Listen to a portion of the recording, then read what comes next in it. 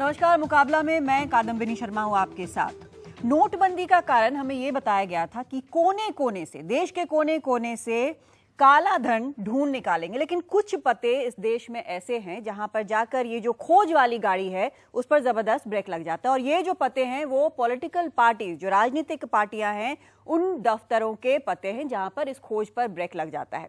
अब इसके कई कारण हैं और कई तरह से ये ब्रेक लगता है, लेकिन जो बात घूम फिर कर सामने आती है वो ये कि जनता के सामने तो इलेक्टोरल रिफॉर्म्स को और जो एनोनिमस चंदे हैं इन सब को लेकर जो राजनीतिक पार्टियां हैं वो कहती हैं कि हम सब कुछ इस पर करने के लिए तैयार हैं और बिल्कुल पारदर्शिता हमें चाहिए, लेकिन असल में ये हो नहीं पा रहा है। तो अब चुनाव आयोग ने एक प्रस्ताव दिया है कि किस तरह से ये जो एनोनिमस चंदे का जो धंधा है उसको कैसे बंद किया जा सकता है, कैसे ज्यादा पारदर्शिता लाई जा सकती है। लेकिन मुकाबला में आज हमारी चर्चा का जो विषय है हमारे खास मेहमानों से, हमारे ऑडियंस के साथ, वो ये कि आखिर चुनावी चंदे में पारदर्शिता के मामले में राजनीतिक पार्टियां क्यों करती हैं आनाकानी।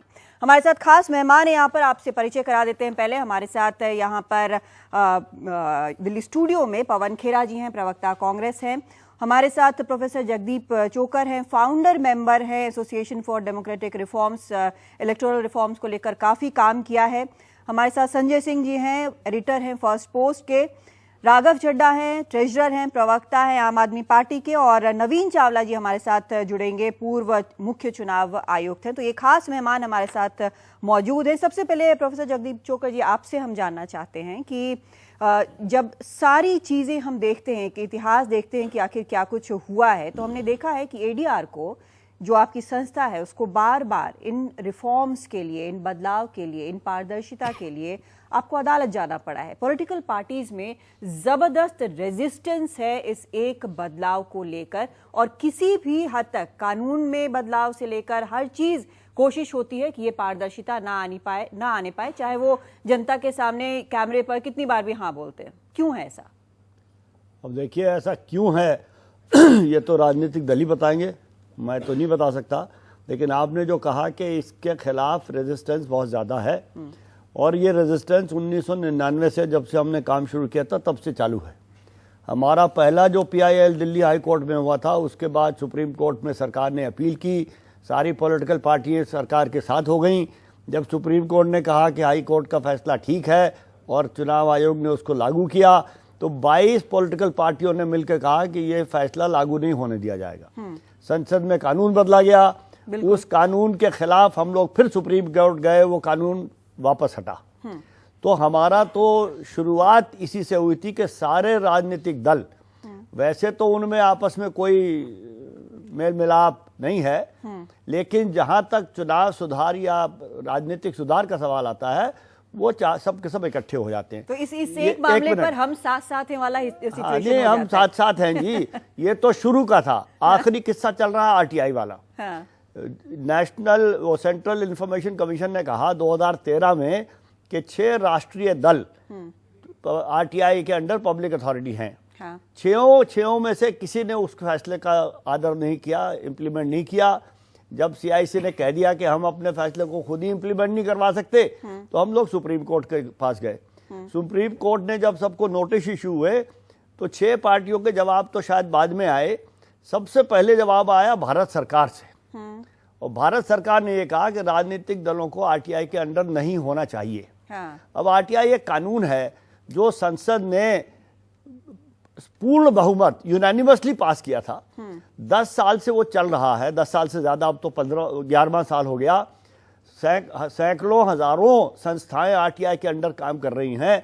किसी को कोई संस्था बंद नहीं हुई, कुछ का कामकाज तो इम्प्रूव ही हो गया।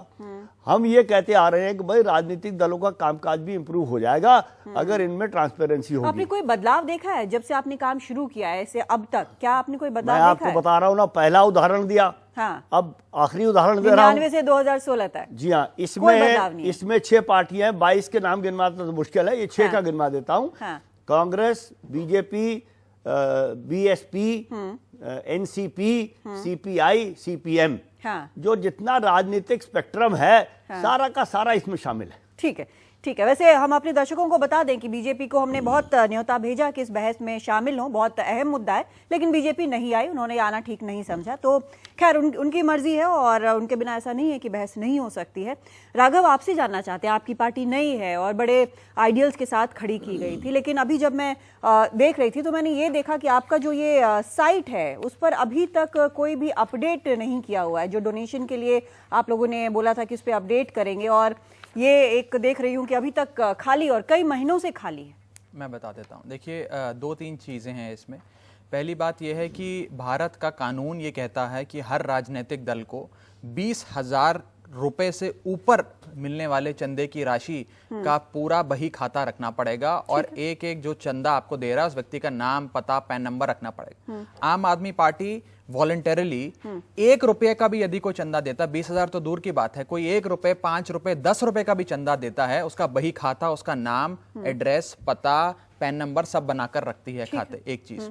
दूसरी चीज, हमारा 92% डोनेशन, 92% चंदा कैशलेस तरीके से आता है, यानी कि बैंक के थ्रू आता है, चाहे डेबिट कार्ड हो, क्रेडिट कार्ड हो, नेट बैंकिंग हो, और केवल 8% चंदा हम कैश में लेते हैं। वो 8% भी हम बैंक में जमा करा देते हैं। तो एक प्रकार से 100% चंदा आम आदमी पार्टी का बैंक में होता है। एक चीज आपके कहने का मतलब मैं इसमें जो मैं मतलब समझ रही हूँ कि आपका कोई भी चंदा, आप कह रहे हैं कि एनोनिमस नहीं होता है। हमारा 1 रुपए का चंदा भी एनोनिमस नहीं होता, यानी कि 1 रुपए की चंदा भी, एक फूटी कौड़ी भी बेनामी या अज्ञात स्रोतों से नहीं आती। भारतीय जनता पार्टी और कांग्रेस पार्टी का यदि जो एडीआर की, जगदीप साहब की जो संस्था है, यदि उनका आप रिपोर्ट देखें तो 2004 से 2015 तक, यानी कि लगभग 10 से 11 वित्तीय वर्षों में भारतीय जनता पार्टी और कांग्रेस का चंदे की कुल राशि का 3/4 हिस्सा, यानी कि 75% चंदा बेनामी स्रोतों से आता है। पता नहीं इनको कौन, लेकिन आपका आप जब आप कहते हैं, राघव, जब आप कहते हैं कि आपका कोई भी चंदा बेनामी सोर्स से नहीं आता है, लेकिन ये बात तो सच है कि अगर कोई भी एक आम इंसान जो है वो अगर ढूंढने की कोशिश करेगा कि आखिर आपका चंदा कहां से आ रहा है, तो आपकी वेबसाइट पर देखेगा। आपकी वेबसाइट पर उसका कोई ब्यौरा नहीं है। अब कोई आदमी बैंक तो जाएगा नहीं आपका देखने के लिए बही खाता। देखिए, पहली बात है कि भारत का कानून इस प्रकार का एक कुछ भी नहीं कहता किसी भी राजनीतिक दल को कि आपको कौन, कितना व्यक्ति कितना चंदा दे रहा है, उसका खाता वेबसाइट पे डालिए। परंतु आम आदमी पार्टी का गठन जब से हुआ, हमने वो पूरा खाता, किस किस व्यक्ति ने कितना कितना पैसा दिया, अपनी वेबसाइट पे डाल दिया। अभी हाल ही में वो वेबसाइट पे आपको, आपने जैसा कहा, आपने अभी चेक करा, आपको नहीं मिला। उसका एक बहुत महत्वपूर्ण कारण है जो मैं आज आपके समझ रखना चाहूंगा। उसकी बात यह है कि हमारे जो लोग, जिन लोगों ने हमें चंदा दिया, उन लोगों के पीछे भारत सरकार ने, मोदी सरकार ने अपनी तमाम शाखाएं, चाहे वो इनकम टैक्स डिपार्टमेंट हो और अन्य शाखाओं, उनको छोड़ दिया और उनको तमाम तरीके के नोटिस और देना शुरू कर दिया, उनको हैरेस करना शुरू कर दिया, उनका उत्पीड़न होने लग गया। उन्होंने हमसे संपर्क करा, जब कई लोगों ने संपर्क करा कि भाई देखिए, शायद हमने आपको चंदा दिया, आपने वेबसाइट पर नाम डाला, आप देखिए हमें इनकम टैक्स के नोटिस आने लग गए, अब इनकम टैक्स के अफसर हमें बुलाते हैं, हमें हैरेस करते हैं। जब हमने कई इस प्रकार के केस देखे तो हमने देखा, अरे ये तो जो लोग हमें चंदा दे रहे हैं उनको सिस्टमैटिकली विक्टिमाइज करा जा रहा है। तो अभी हमने उस वेबसाइट से उस लिस्ट को निकाल दिया। एक चीज। दूसरी चीज मैं आपको बता देता हूं। तो एक तरह से जो ये नियम नहीं है कि आपको अपना सब कुछ पब्लिक करना पड़ेगा, इस तरह का चंदा जो है, तो एक तरह से जब जरूरत पड़ी तो वो आपके भी काम आ रहा है। नहीं, देखिए, हमने तो सदैव से चंदा, जब से पार्टी का गठन हुआ, वेबसाइट पर डाल दिया। हमारा तो मन साफ है कि आपको प्रॉब्लम नहीं होनी चाहिए अगर रिफॉर्म्स होते हैं। ठीक है, मैं तो ये कह रहा हूं, जैसे जगदीप साहब ने कहा, मैं तो अभी भारत सरकार को आपके चैनल के माध्यम से भी ये कहना चाहूंगा कि चुनाव आयोग ने ये कहा कि भाई 2,000 रुपए तक की आप एनोनिमस डोनेशन ले सकते हैं। मेरा तो ये कहना है 2,000 नहीं, 2 रुपए की भी एनोनिमस डोनेशन नहीं होनी चाहिए। 2,000 की लिमिट को भी पोलिटिकल पार्टीज मिसयूज कर सकती हैं।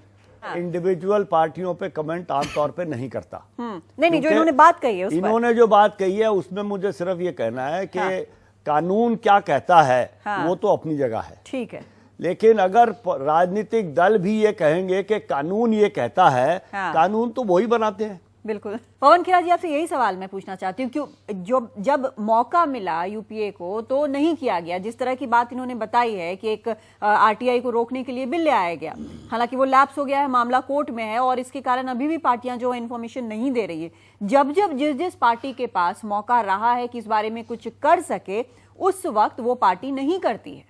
मैं सहमत हूँ इस बात से। गलतियां हुई हैं, हर राष्ट्रीय पार्टी से, हर पार्टी से हुई हैं। मैं बड़ा प्रभावित हूँ राघव चड्ढा जी की पार्टी से कि वो बड़ी अच्छी दलीलें देते हैं और इनसे हम सबको सीखना चाहिए। भाजपा तो शायद नहीं मानेगी बात, हमें सीखना चाहिए कि फंड रेजिंग कैसे की जाए और उसको छिपाया कैसे जाए। बहुत अच्छी तरह से छिपाते हैं। फेक पैन कार्ड्स, हमने बहुत रिसर्च की है इनकी पार्टी पे, किसी दिन भी बम फूटेगा तो फिर बात करेंगे इनसे, मेरे मित्र हैं ये। फेक पैन कार्ड से लेकर शेल कंपनी से लेकर इलेक्शन कमीशन में कुछ अकाउंट दिया है, कुछ और अकाउंट, खैर इस बारे में बहस नहीं है इसलिए मैं ज्यादा नहीं कहूंगा। लेकिन राघव चड्ढा जी होलियर दिन दाव बन रहे थे तो मुझे अच्छा नहीं लगा, मुझे लगा इनको भी जवाब दूं। खत्म मैं आऊंगी। रही बात भारत सरकार की, तो ये जो दो कानून है कि आम जनता के लिए तो कुछ और राजनीतिक पार्टियों के लिए कुछ और, ये हमें बिल्कुल गवारा नहीं है। आप लाइए, कांग्रेस क्यों नहीं समर्थन करेगी? आप लाइए।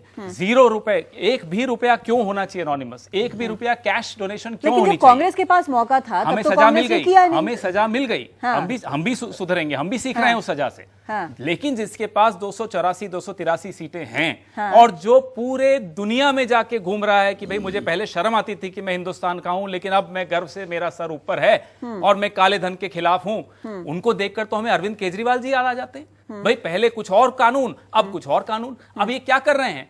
क्यों इन्होंने राजनीतिक दलों पर ये कानून नहीं बनाया?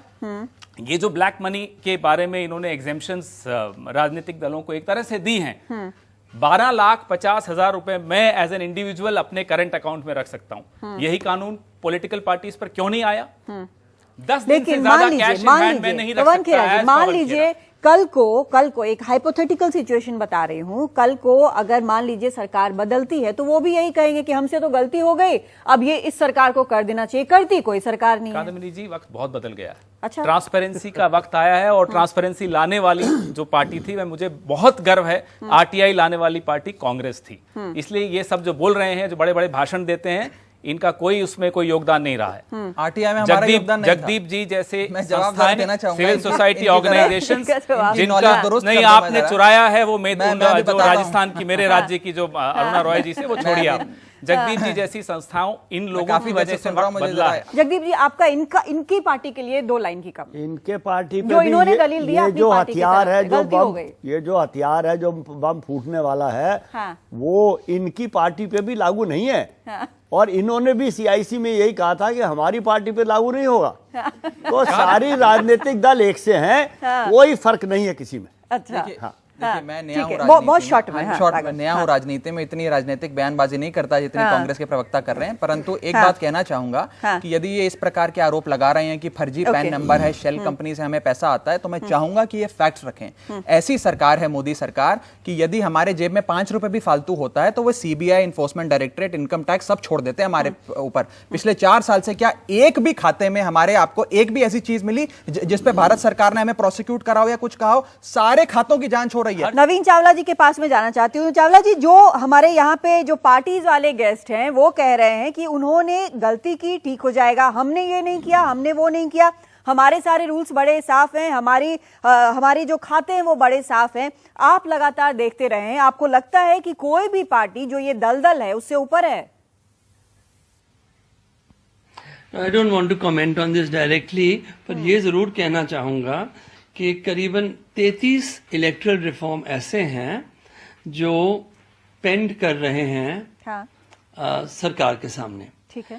अब ये भेजे गए हैं करीबन 1999 से, तो आप समझ लीजिए कि कितने सालों से ये इलेक्टरल रिफॉर्म, जिसमें मनी पावर, मसल पावर, ये सारी चीजें शामिल हैं। अब जब हम, या इलेक्शन कमीशन मुझे कहना चाहिए, हम नहीं कहना चाहिए, जब इलेक्शन कमीशन लिखती है भारत सरकार को, और अनेक सरकारों को लिख चुकी है, तो एक पार्लियामेंट्री कमेटी नॉर्मली बिठाई जाती है और नतीजा बहुत कम ही निकलता है। तो अभी भी मैं यही कह सकता हूं कि जो सबसे गंभीर प्रॉब्लम हमारी इलेक्टोरल सीन में है, वो ये है मनी पावर की।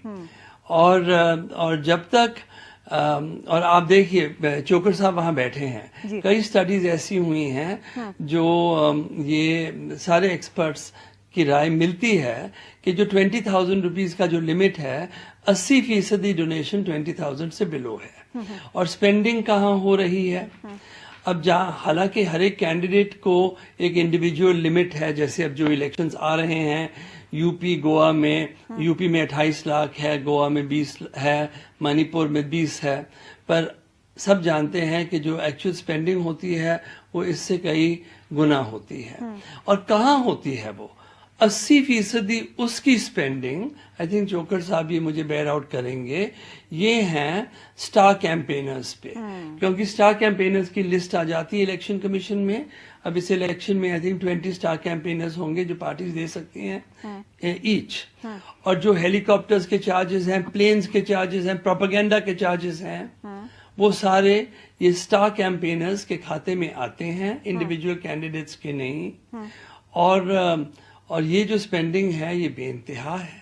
आप ये मान के चलिए कि एक हेलीकॉप्टर आप 1 घंटे के लिए यदि हायर करना चाहें तो आपको कम से कम 5 लाख आपको देना पड़ेगा। और हफ्तों के लिए प्लेन्स और हेलीकॉप्टर्स और प्रोपेगेंडा और माइक्स और पोस्टर्स और ये सारी चीजें बढ़ती हैं। कहाँ से आ रहा है पैसा? उसका ऑडिट हो रहा है। कई चिट्ठियां गई हैं इलेक्शन कमीशन से कि CAG को भी कि आप ऑडिटर्स के नाम दो, पर कोई माने तो सही। और जो मेन चीज है जैसे रजिस्ट्रेशन ऑफ पार्टीज, तो उसके बारे में भी मैं कह दूं, क्योंकि इलेक्शन कमीशन ने हाल में ही चिट्ठी जो मैंने प्रेस में पढ़ा है फाइनेंस मिनिस्ट्री को लिखी है कि कई पार्टीज हैं 260 होंगी या 300 होंगी जो पिछले 10 वर्षों में कोई इलेक्शन उन्होंने चुनाव नहीं लड़ा और उनको टैक्स बेनिफिट्स नहीं दी जाए। पर जो मुद्दा है वो असली ये है कि इलेक्शन कमीशन कोई क्राइटेरिया मीट करे तो पार्टीज को रजिस्टर करना ही पड़ता है, बिल्कुल, पर डी रजिस्टर करने की कोई पावर नहीं है। और 17 साल से इलेक्शन कमीशन भारत सरकार को लिख रहा है कि रिप्रेजेंटेशन ऑफ पीपल एक्ट की अमेंडमेंट होनी चाहिए, पर कोई पॉलिटिकल पार्टीज कोई राजी नहीं है करने के लिए। यही सबसे बड़ा सवाल है कि साल दर साल वही चीज चलती रहती है, लेकिन कोई भी पार्टी सत्ता में हो वो तैयार नहीं होती। आपने खुद सुना कि 1 घंटे का अगर हेलीकॉप्टर का चार्ज है तो वो कितना है, और आप खुद अंदाजा लगा सकते हैं कि किस तरह से चुनावों में पैसा पानी की तरह बहता है। एक छोटा सा ब्रेक ले रहे हैं, ब्रेक के बाद लौटते हैं।